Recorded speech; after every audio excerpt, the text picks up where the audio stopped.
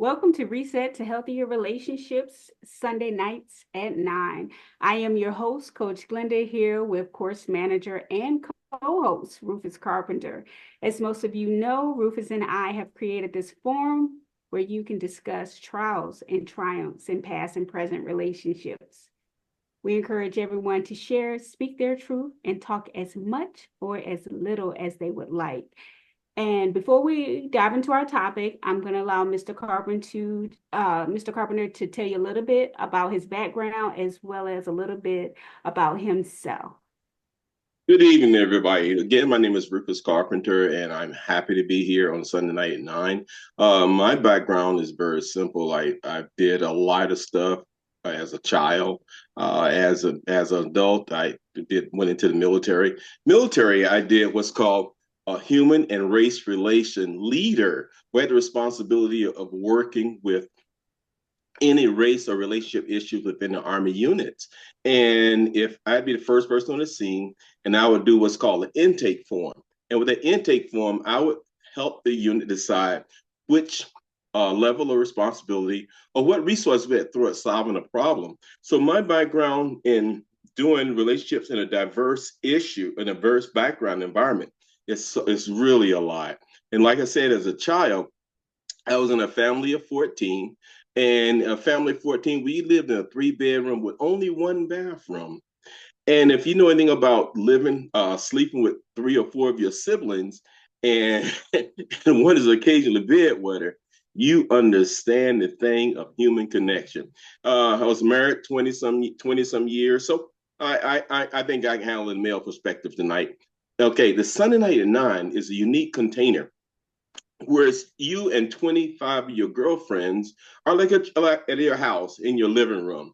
You have 25 of your girlfriends in your living room. It's Sunday night. The kids are asleep. You guys are relaxing. Somebody open a bottle of wine. You have 1 or 2 glasses of wine, and you get to talking about relationships. Now, the relationships you talk about, normally you have a subject you talk about, but even though you have a subject, you can talk about anything you want to talk about related to relationships. Okay. And the reason why we do that, because nowhere in our community we have a place that we can talk about relationships. Because even in the church, they really don't talk about relationships. And so these are some of the relationship is one of the areas we have some of our biggest messes in relationship. So if we don't get that training or get that experience or get that talk somewhere, we gotta find this place. And that's what Sunday night at 9 is. Your place where you can talk about your relationships. Okay, Glenda? All right. So everyone, hopefully you're ready for another hot topic. We have hospice wife or life partner, the dating dilemma after 60. Now, another one of our participants, she brought this to our attention, and we wanted to bring it on Reset to, expound on it a little bit more and, see what your thoughts are, get a little bit of feedback, to see what you guys think about that. So before we get into the topic, the material for tonight, just a few housekeeping rules. Please mute your devices until you're ready to speak to avoid any background noise, as well as let's be respectful and mindful and allow everyone to speak their truth to get their comments in. Okay, so the topic again, hospice wife or life partner, the dating dilemma after 60.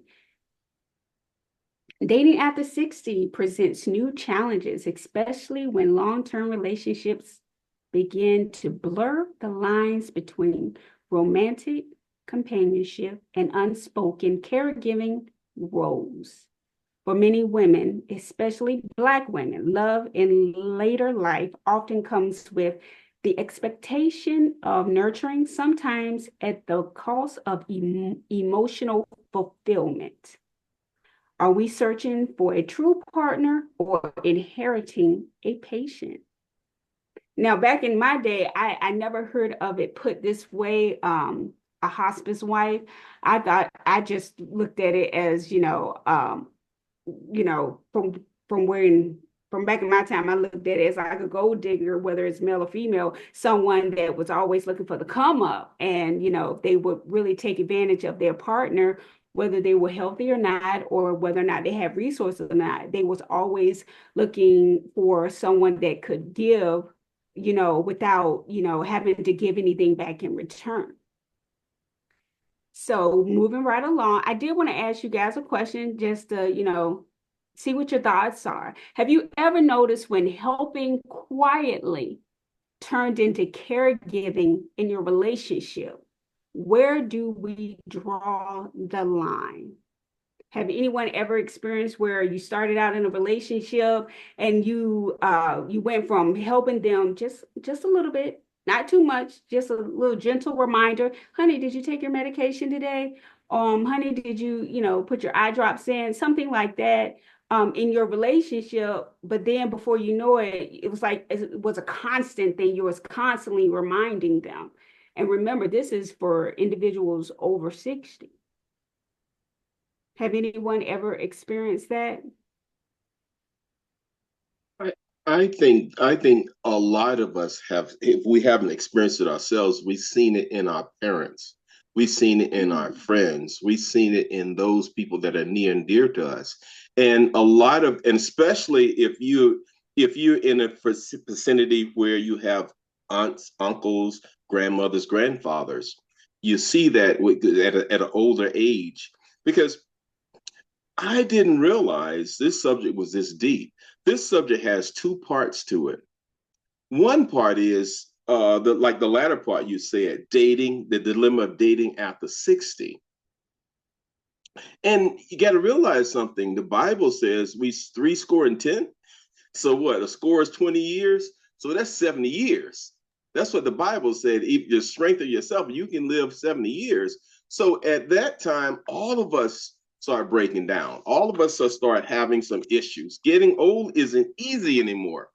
And if you're getting old by yourself, so that's something you got to think of. And especially if you're old and you're in a dating game. Because let's face it, we all now realize we need someone else in our life. A lot of us, say that we are blissfully single. We don't mind going to movies by ourselves. We don't mind doing these things by ourselves. But there is an occasion where you might want some kind of companionship or some kind of company. Or you may want to go back, get out there and dating again. So if you're in your 50s, 60s, and you're dating people in their 50s, 60s, and 70s, these common things happen because you got to realize you're dealing with people that may be on 5, 10, maybe 8 different medicines. People that have poor health, people that can't get around, people that have issues. Because all of us, we live long enough, we're going to have some issues. And some of them issues going to be health issues. So when you date at a later age, not your ailments, illness, or injuries, your partner, the person you're dating, you have to accept theirs. And this is where we find ourselves in this conversation tonight. And that's the first part of this thing. Hospice wife or life partner. The second part of this is, this is the first part, hospice wife, a life partner. The second part was the dilemma of dating after 60 years old. Okay, because we're not spraying chickens anymore. We have issues ourselves. And if we have issues ourselves, the person we're dating, unless we're going to get out there, we're going to search this fine specimen. This person don't have no issue, no high blood pressure, none of these things. And high blood pressure, diabetes, and all this stuff, this is part of our African American culture. This is some of the things that we find ourselves having. And then especially someone worked all their life. So I just said that to open this thing up. When you ask your question, I just want to let people know that this is a very broad. This is very broad. And when you think about it, it's real. Because I'm 71 years old. When I date somebody, I'm looking for somebody in their 50s, 60s, 70s, and maybe 80, but that range from anywhere from 50 to 80 is a range I'm looking to date in. And I'm sorry to take so much time, but I just want to make sure we understand what the night topic is all about. Because we see that thing, hospice wife or life partner. I never heard of hospice wife. What the heck you talking about? Or hospice, but now that I've did the research for the night's topic, oh wow, my eyes are wide open. So when I talk about this, if I'm dating somebody between 50 and 80 years old, if I'm dating somebody in that range, what do I expect? What is my uh what is norm? Am I willing to date someone with high blood pressure? Am I willing to date someone with diabetes? Am I willing to date someone that may be in a wheelchair? Am I willing to date someone that have more serious health issues than that? Mm-hmm. These are the question mark. Hey, if I have those issues, are somebody willing to date me? So that's what we're talking about tonight. And I'm sorry to bring it out there like that, but that's what I'm throwing out there like that. Now you're going to find people in there from 50 to 80 that's in great shape, mm-hmm. physically, mentally, and financially. But is that the everyday in them African American cultures? Is that the norm? Help me out, people. Is that the norm? No. Not necessarily. No. All right, one at a time. One at a time. I think Gigi was first. Go ahead, Gigi. And then after that, Dr. Johnson. Okay. My experience, and I think I led on to it a couple of weeks ago about I have been encountering men that want hospice wife. I also had surgery last year. And when I had surgery, and after I had surgery, and I was recovering and everything, and the guy that I was dating at the time kind of, distanced himself from me because what he thought I was looking for a caregiver, and I wasn't, because my plans was to be back to normal, after my surgery. But the type of surgery I had, he thought I needed a caregiver. So, it works both ways, not necessarily the wife, but the guy thinks that the woman is looking for a caregiver, which I wasn't looking for a caregiver because I'm back. I'm not 100%, but I am very much taking care of myself. But a couple of the guys that I've met, they really were looking for caregivers. They had different issues. They knee problems, couldn't hardly get around, high blood pressure, diabetes, in and out the hospital. And I told them, I just can't do it. I mean, if I come in and take over and I'm taking care of you at this late in life and become your wife, the only thing that I have at the end of the day is what I came into the marriage with. So, what do I do? What do we do? So that's my point on it. Interesting. Okay, Dr. Johnson, let you speak. Then we'll talk about the points that Gigi put out. Good, Dr. Johnson. This don't have nothing to do with hospice, but my personal story is having to have surgery myself, which was life changing. And not having the help that I needed when I returned home from the hospital, and learning to do basically everything on my own. My partner gave me as much help as he could, but end up getting sick and now is in rehab. So to me, I look at myself now as I'm capable of doing what I was doing before, only a little bit slower right now, but I drive, I still do whatever I can myself, and thank God for friends and family, and God allowed an old friend to re-enter my life, to be encouraging me and helping me through this process. So a lot of times, even our healing comes through other people or with other people help. So okay, we got two different sides of this. Now, I think we've got a single version of this. If you're dating, you're single and dating, and we got a version if you're married in a couple in a home with your married partner, your spouse.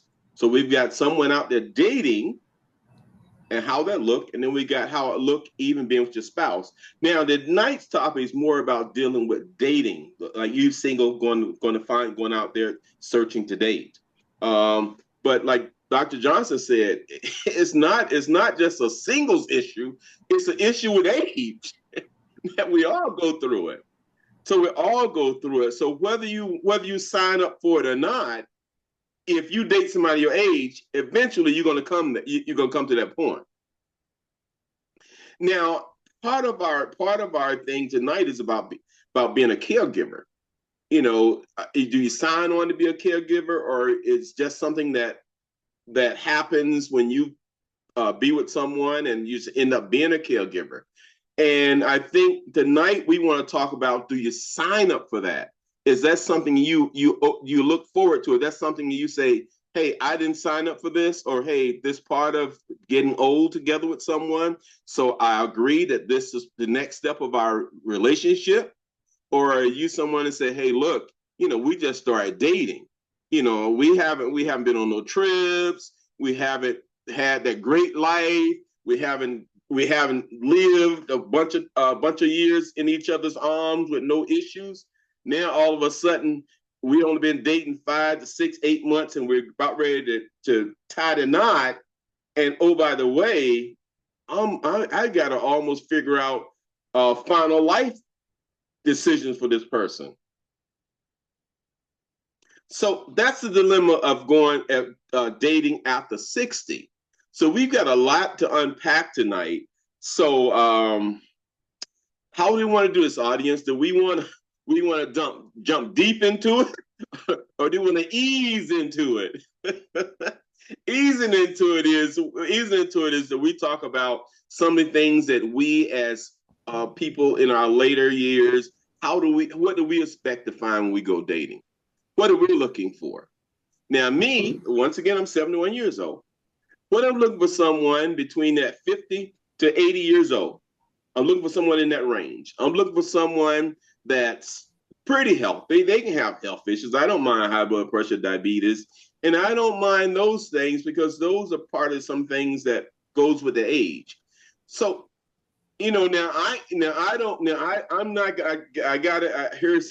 I'm saying this, I'm trying to say this as gently as I can, but one of the things I promise Sunday Night 9, I'm always be open and honest.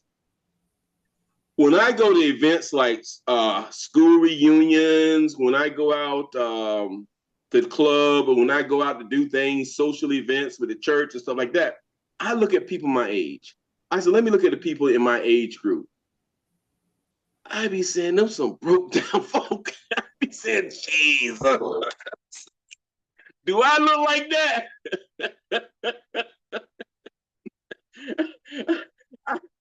And I'm not, and I'm laughing because I don't want to seem like it's a great letdown in life. I'm laughing because what else can you do? You look at people that you knew as kids, and now look at them now. They're broke down. I guess being in the military, being a martial arts instructor, and all these things I've done physically, and I didn't smoke, didn't drink, didn't do no drugs, I think it's paying off now. But the problem is, for me to date somebody in that 50 to 80 frame, they ain't looking like me.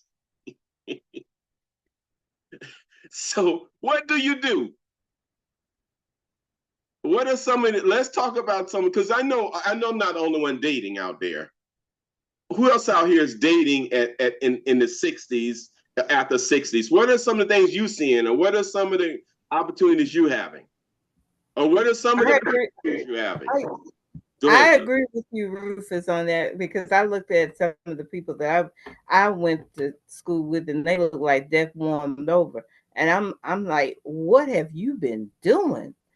But somebody always have to tell me that I am not a young schooner, because I live life, and I have a lot of life in me. Mm-hmm. So my daughter told me, she said, well, Mommy, you don't act like you're 60 years old. And I asked her, I said, well, how does a 60-year-old act? Tell me how I'm supposed to act, and I'll try to do that. But when I'm dating, I'm looking at, people that maybe from 55 and up, and some of them, like, what are you guys been doing? A 57-year-old should not look like he's 90.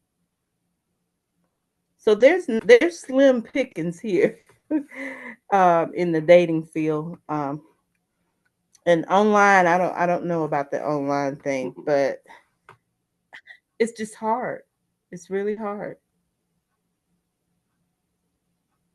And somebody, what somebody got? They are living their best life. I thought in chat. What was it in the chat? No, I just put in there. She's like, Gigi said, well, what have they been doing? And I said, living their best life. Yeah, it looked like it took the life out of them. You should have slowed down. That's what they're drained. They're drained. But Does dating Andre get put in the harder chat, when you're 60? he said he had a friend.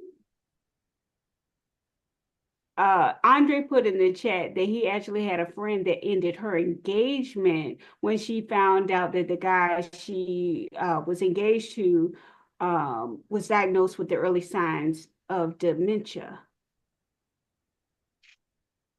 And that's one of the things I was talking about. Because when you sign on with that, when you attach to someone and you feel you love them, and you do love them and you care, do you sign on? Do you say, hey, look, no matter what comes our way, I'm here for you. I got you. I'm your ride or die. I got your back. We're in this together. When you say that, and especially like Dr. Johnson, you're married to death do us part. Those are the things we're talking about tonight. We're talking about those, and that's why we took a few minutes to get this open, to get this started, so we know what we're talking about.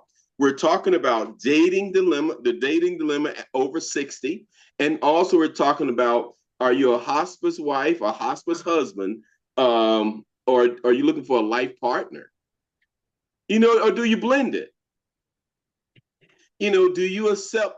Is there a non-negotiable in this? If you have cancer, you're out, or if you have high blood pressure, you're in. How do we manage this? How do we manage? And we're smiling, but this is serious stuff. Let me see, like 60 years old men and women still cheat. Okay, Yes. Andre went past what we talking about trying to find somebody. Andre said not only you finding somebody, but you're cheating too. Well, that's a good one, Andre. That's a good one. I guess if you well enough to find somebody, I guess you well enough to cheat. I don't know, Andre. That's a good one. I'm still trying to be finding somebody. What their main one doing it? What I don't understand that one. She's saying they're the main ones doing it. What, the one that's cheating? Or the one 6 years old? What? I don't understand it. Help me out. Gigi, can you explain yourself? Yes. I don't know if you want to hear it. I want to hear it. I want to hear it. There are a lot of guys that feel like if they're married, that you're supposed to date them. When I was married, I wanted my husband. I didn't want to leave my marriage, but I had no choice. It was either me or him. One of us was gonna die. So I don't date other people's husbands. But people date other people's husbands, wives, or whatever. or they're in Mhm. situations. So what's the Right. difference? Okay, Then I think I got that what you're saying. And that might have to be another subject for another night because a lot of people only date. Well, some not a lot, but some people only date married. Some single people only date married people. And the reason why they said they're single people that date married people because they don't have any responsibility to this person no more than seeing them when they're dating them. If they date somebody that's not married, they date if a single and this is what I understand it to be. This single person, if he or she dates another single person, then they got to be held accountable. But if this single person date a married person, they're not accountable for anything because this person's already married. And that's a subject for another night. But since Gigi brought that up, here's what I'm seeing about that. And that needs to be a different night and talking about some single people that only date married people. And then married Are you people to go writing out that and cheat. topic down? Are you, But Mr. Carpenter, are you writing that topic down? I'm writing it down right now. And it's single and I'm not the only one who heard this. Is this something that everybody else know about other than me? No, I know about it. I know about it. Okay, dating single. Okay, all right. Let's get into this, Glenda, because I think we didn't gave everybody the direction what this is supposed to go. So let's go deep into this. So we're getting because this fascinated me when I saw this and when I really started going through this. It fascinated me a lot because when you talk about this, now you're talking about someone that have lived a life, someone that has taken care of other people all their life, and now all of a sudden, Mhm. you're finally free, and now you don't have to take care of anybody, and now you're looking to get out there and be romantic, and have someone that you and them can go do some things. You and them can travel. You and them can have a great life. But what happens, you get with someone and all of a sudden you're restricted because this person can't do because of their mental or physical reasons. Mhm. Sometimes it's financial, but financial is a choice. But the mental and the physical reasons you can't do it because of your the partner. Okay, so let's go into some of the illustrations, Glenda. All Because right. tonight I think we even got some chat things that we're going to put in the chat examples. All right, you All want to go right. with examples first? Oh, that's fine. Okay, the first example for tonight is the caregiver creep. The caregiver creep. At first, I was excited. He was charming, funny, and made me feel seen. After a few months, I realized I was reminding him about his meds, managing his appointments, and cooking every meal when he came over. It felt like I became his nurse instead of his woman. Hmm. Yes. And this is something that if you have a journal, or if you're journaling, these are some prompts that we want to have you start working with these because we have the reset journal. But even if you have journaling or you just have a just a notebook that you write in, this is a good place to put a prompt here. Have you ever noticed when helping quietly turns into caregiving in your relationship? Where do you draw the line? Where do you draw the line?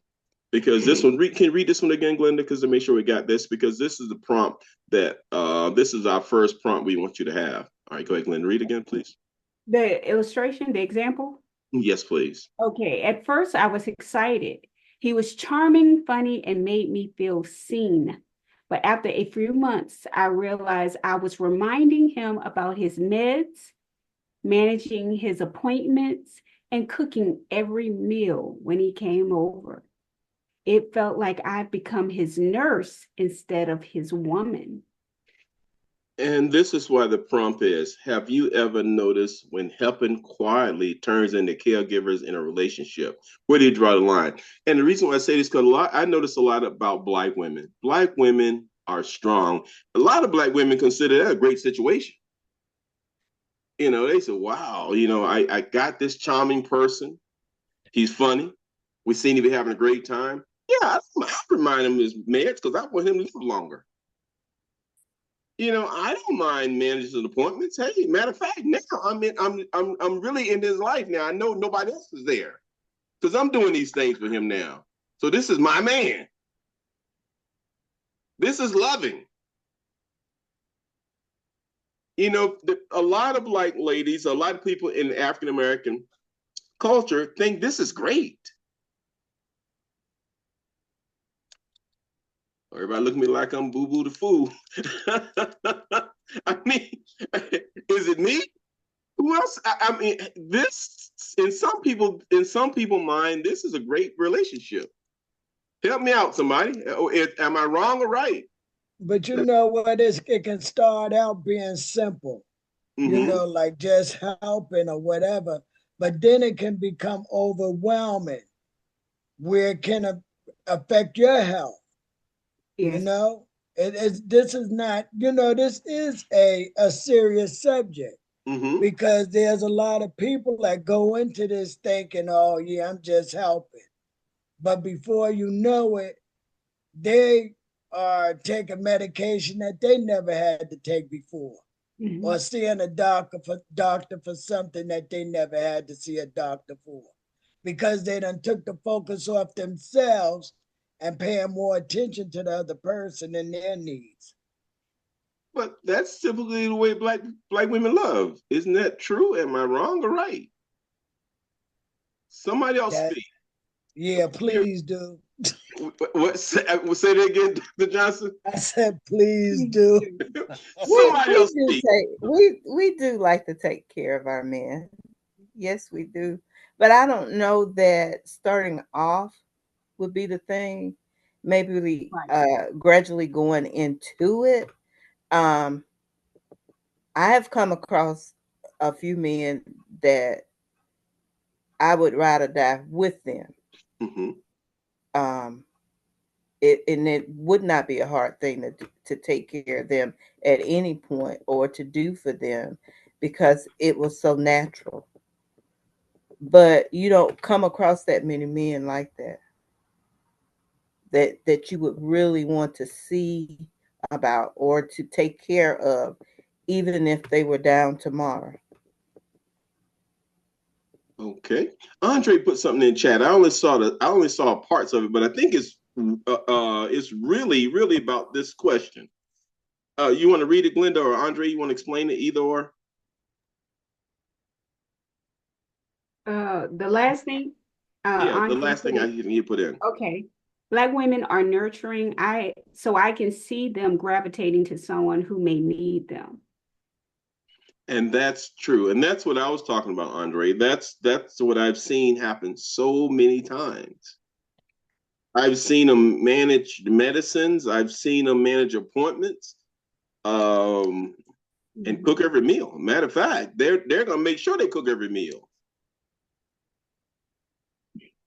Okay, I get okay. Can I add something to that, Mr. Carpenter? Please do.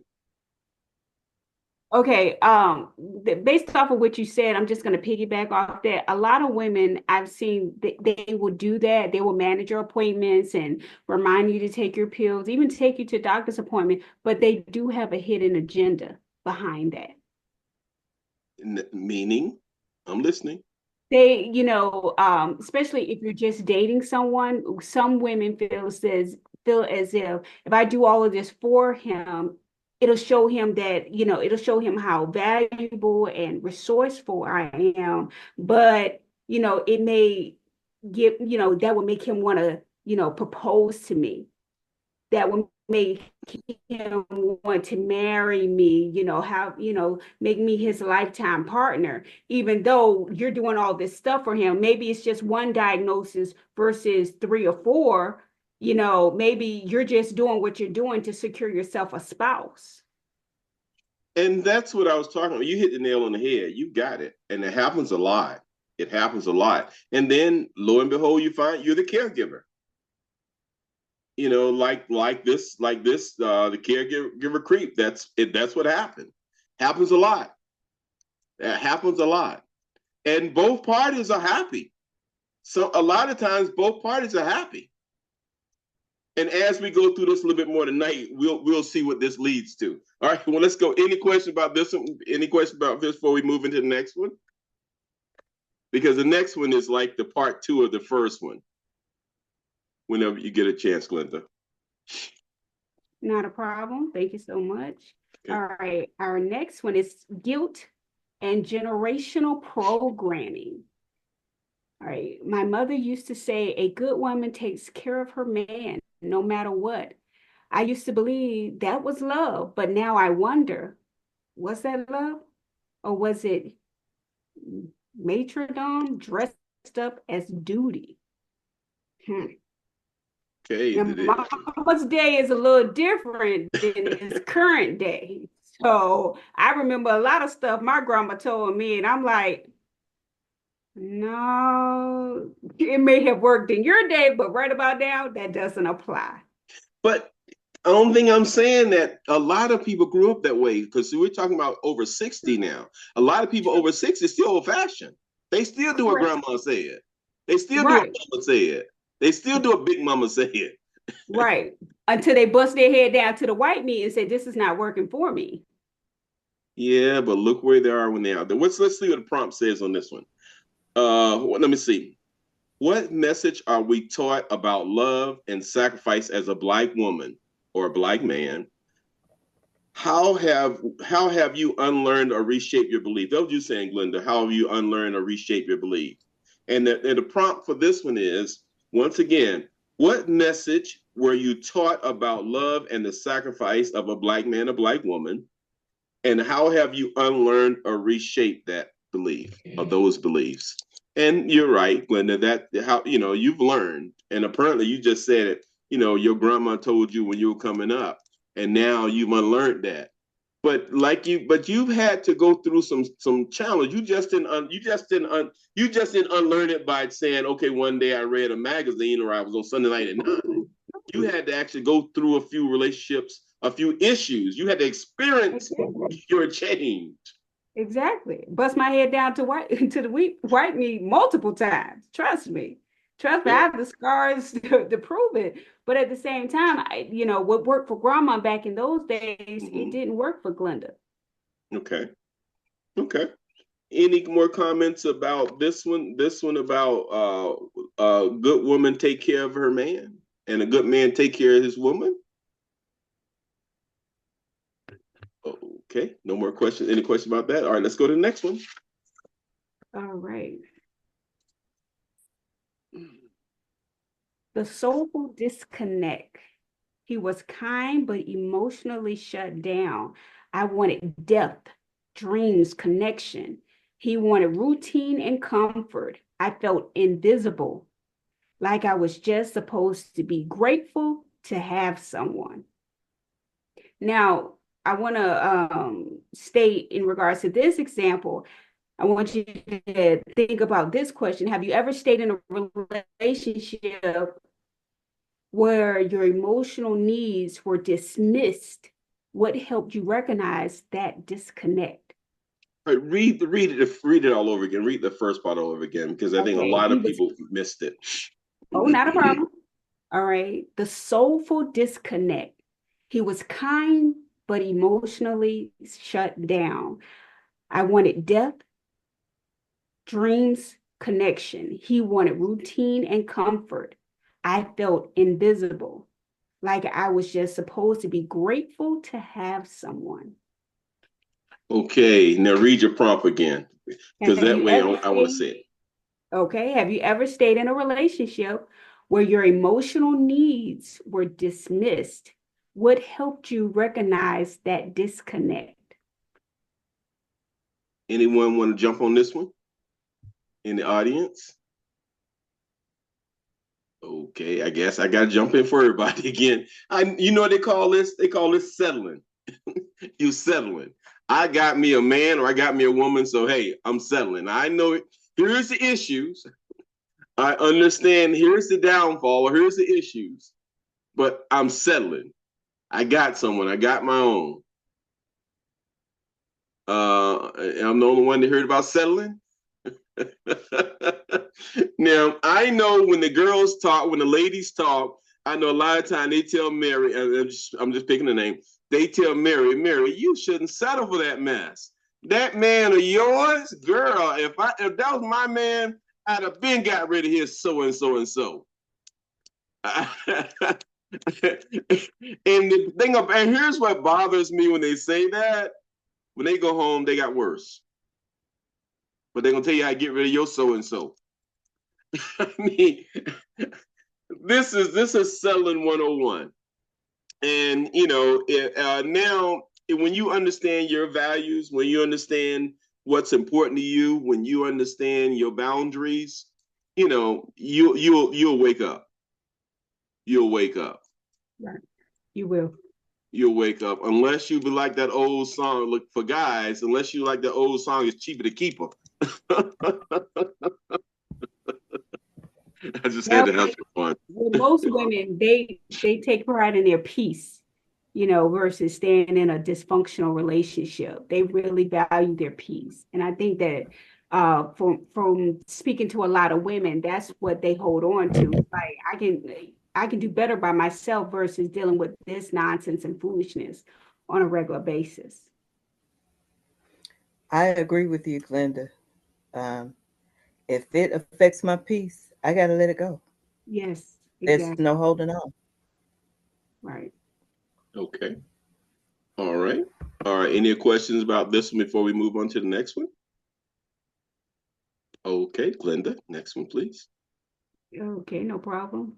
The audacity to choose joy. Oh, wow. Everyone kept asking me, when was I going to settle down? But honestly, I'm just now learning how to love myself. I travel solo, take myself out, and feel more alive than I ever did in my 30s. I'm not avoiding love. I'm just not settling for a burden disguised as a companionship. Uh-oh. Uh-oh. Uh-oh. Read that again. Uh-oh. I had a feeling you were going to say that. Everyone kept asking me, when was I going to settle down? But honestly, I'm just learning how to love myself. I travel solo, take myself out, and I feel more alive than I ever did in my 30s. I'm not avoiding love. I'm just not settling for a burden disguised as a companionship. Exactly. Oh, I think we can get some new voices on this one. I think we'll get some new voices. Okay, what does choosing joy over obligations look like in your life right now? Can you celebrate being whole without a partner? Once again, can you celebrate being whole without a partner? Absolutely. Do you need a partner to define who you are? Do you need a partner to feel like something? Do you need a partner to be something? Can you be happy and whole by yourself? I was just going to jump in and say, I don't necessarily think that people feel that they need a partner in a sense to be whole or define themselves. However, on the flip side, I can't also say that I don't think people were meant to be alone in a sense. So I think their natural intuitions kind of push them to believe that they might just have to have relationships somehow, I guess. How do you negotiate that, Andre, without being personal? How would you consider walking that tightrope or walking that balance? The sad part is I think I'm the person that wrote this story. I'm not the dating one. That's why I asked you. I was trying to do it in an incognito way. Read that again, Glenda, because I was trying to be incognito. Because Andre, you're not the only one that this applies to. There's a couple more on this call this applies to. Go read it one more time, Glenda. Glenda, I think you're muted. Glenda, you're muted. You're muted. Unmute, Glenda. Glenda, unmute. There you go. Start all over again. You're muted. I heard you. I heard you. Okay. Thank you. I'm sorry. Okay, the audacity to choose joy. Everyone kept asking me, when was I going to love myself? I travel solo, take myself out, and I feel more alive than I ever did in my 30s. I'm not avoiding love. I'm just not settling for a burden disguised as a companionship. We got anyone else want to comment about this one? We got any blissfully single people on the line? Okay, going once, going twice. Let's move on, Glenda. All right, thank Okay. you so much for that. All right, so now we have some, Mr. Carpenter, you may want to lead us off in this area with the chat storm. Okay. All right. Here's a chance we're gonna work with chat for a little bit. And here's a chance for the work with chat. And the first chat example is, I've raised children, managed homes, and supported others my whole life. Now I'm dating again. I want someone to walk with me, not lean on me. And now here's what we'll talk about. Let's talk. Do I need to read? Let me read it again. Okay. I've raised children, managed homes, and supported others my whole life. Now that I'm dating again, I want someone to walk with me and not lean on me. And here's the chat part of this we want you to write in the chat. Let's talk about what walking beside someone looks like in love. In this stage in our life, what does someone walking beside you and walking with you looks like you right now? And I want everybody to write something in chat.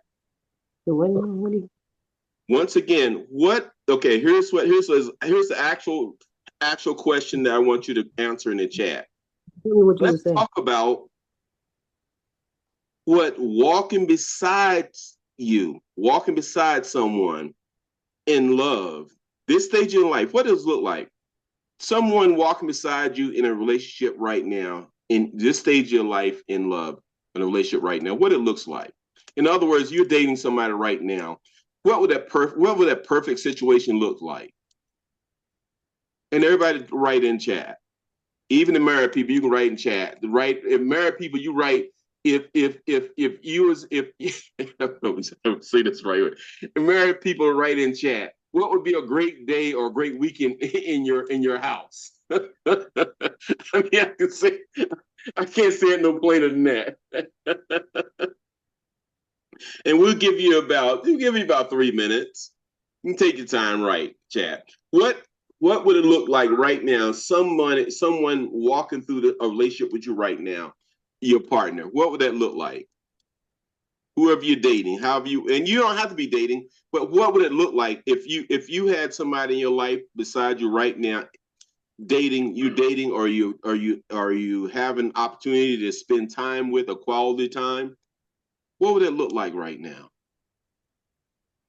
You can put something in the chat, Glenda, too? Can you put something in too, Glenda? What would it look like? Okay, thank you. Let me see if I type slow. Let me see if I can put something in chat. Where's it? I gotta get into my chat. What would it look like? Uh-oh, it ain't let me show him. It's showing y'all. It's not. Oh, I can get mine now. I'm sorry. What it would look like? We would be on. Mr. Carpenter, are you going to read yours out loud, or are you going to put yours in the chat now? I put mine in the chat, or I'm putting it in the chat and I'll read it too. Okay.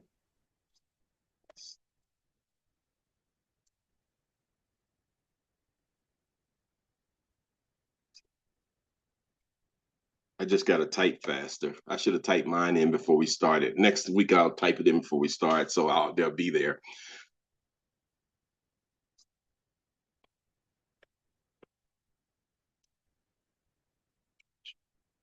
Uh-oh.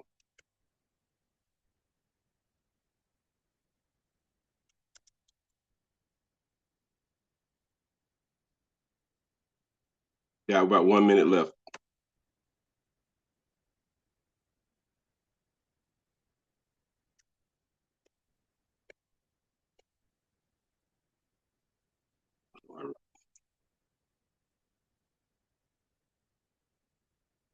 Oh, wow. Can it spell?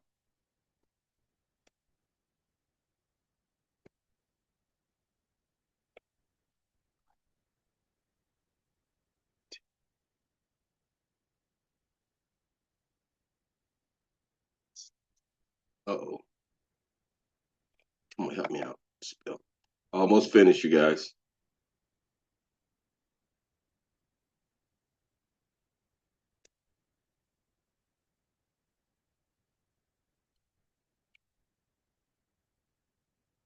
Okay, anybody want to read theirs before I read mine? Or you want me to read mine first? All right, I got to post it first. Uh-oh. All right, I'll post mine. Okay. Where's mine? All right, I'll do mine. All right, and because I type slow, so I had to type something really fast. All right. Okay, me and the person would be on the same mindset. We had the same vision for the relationship in terms of commitments and plans. And what I'm saying is that we would say, hey, we'd sit down and say, here's what we're gonna do. We would talk about how we're gonna spend our quality time. What are our goals? And we'll try to map out how we're going to spend the year. We're going to what vacations are we going to take and stuff like this, and how we're going to travel and the costs. Is it going to be something that we do together? We go Dutch, or I pay this time, you pay that time, or whatever. And we would sit down and we'll work that out before we actually do those things. We'll sit down and talk those out. That's the way I see it.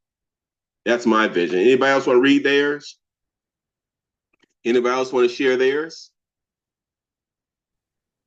Let's get one share, and then we'll move to the second, because I got a couple more of these I want to do. And I see we're running out of time for this, so we're going to have to come into next week too, because there's a lot we still got to unpack in this. We haven't gotten halfway of this yet. All right. Anyone else want to read? Anybody want to volunteer theirs? All right, volunteer yours, Glenda. Okay. I'm glad you volunteered. Oh, I appreciate it. Okay. All right. Having a partner, regardless of health conditions that I can build and grow with, we will be able to help each other with daily tasks and health issues. And I prefer a partner that is actively involved in their healthcare needs. Okay. That's what it would look like. Any questions or concerns about this one before we move on? We want to do one more, and then we're going to shut it down and let Glenda. I tell you, let me do a quick summary, because I think right now we'll be here for a little bit with that one. Okay. But no, we're not going to do a quick summary because we're coming back next week. So let's see. You could do the recap. No, we're coming back next week though. We got a lot we still haven't done. The night we did a few parts tonight. Tonight discussion, we talked about some powerful truth. And we're talking about love after 60, dating after 60. And when you do that, you're looking for mutual respect. That's one of the first things, mutual respect. You got to have intentional connection.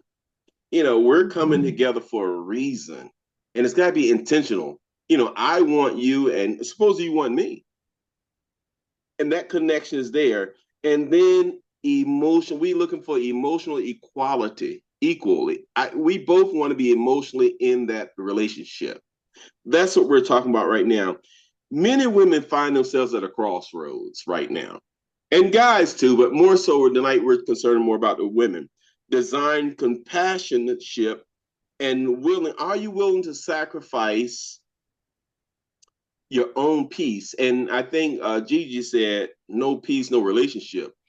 Are you willing to sacrifice your peace, your health, and your dreams? Because a lot of times when you're dating over 60, one of the partners may have health issues. One of the partner may have needs. Because relationship is a give and take. And if you're only giving, and it's not because other person's stingy or don't want to give, the other person's not in a physical or mental position to give. So, a lot of us, when we sign on, even in relationships, a lot of people in relationships say, hey, look, I'm with you. I'm your ride or die. I don't care what happened. We're not married, but if something happens, I'm going all the way with you. Some people have that commitment, and others, I'm going all the way with you until it stopped being beneficial to me. When it stopped being beneficial to me, I'm sorry. I didn't sign up for this. So we've got a lot more to unpack than this, because we haven't even touched the surface yet. Because we only talked about so far the dating over 60. We haven't talked about the hospice part of this thing yet.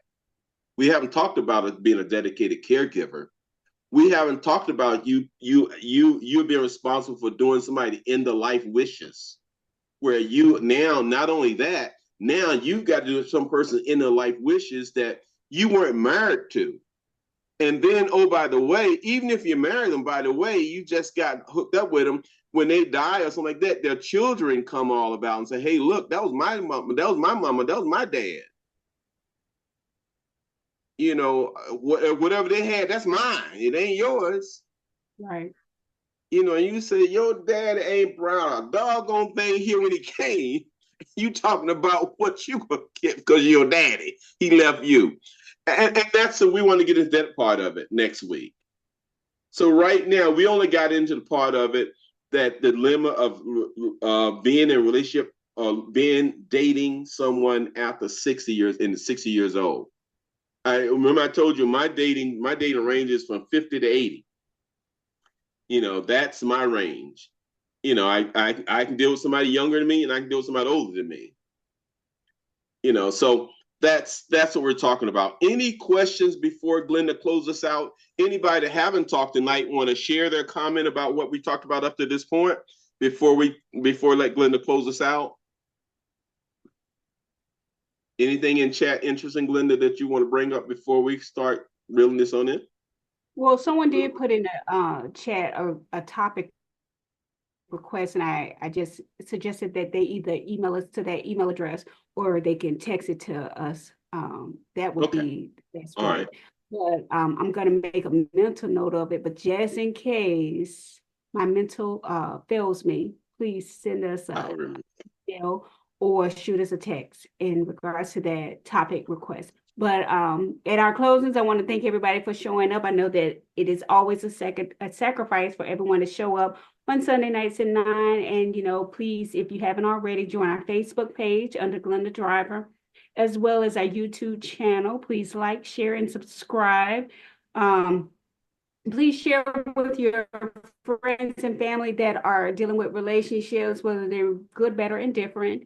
And also, we have our upcoming events. We have the cruise coming up in October. If you have any questions or concerns, if you don't already know, you can reach out to Felicia Johnson, that is coordinating everything and sending out the links for you to make payments or whatever else is needed, answer any of your immediate questions. And also, I want to thank everyone also that participated in our conference. It was awesome. It was fun. I look forward to the next one that we're planning. And if all hearts and minds are clear, good night, and we will see you next Sunday at 9. And next Sunday, we're going to do the last part of hopefully the last part of this, because there's a lot of information here. Good night, everybody. Thank you for being here. You guys are the best. Love you. Night, night.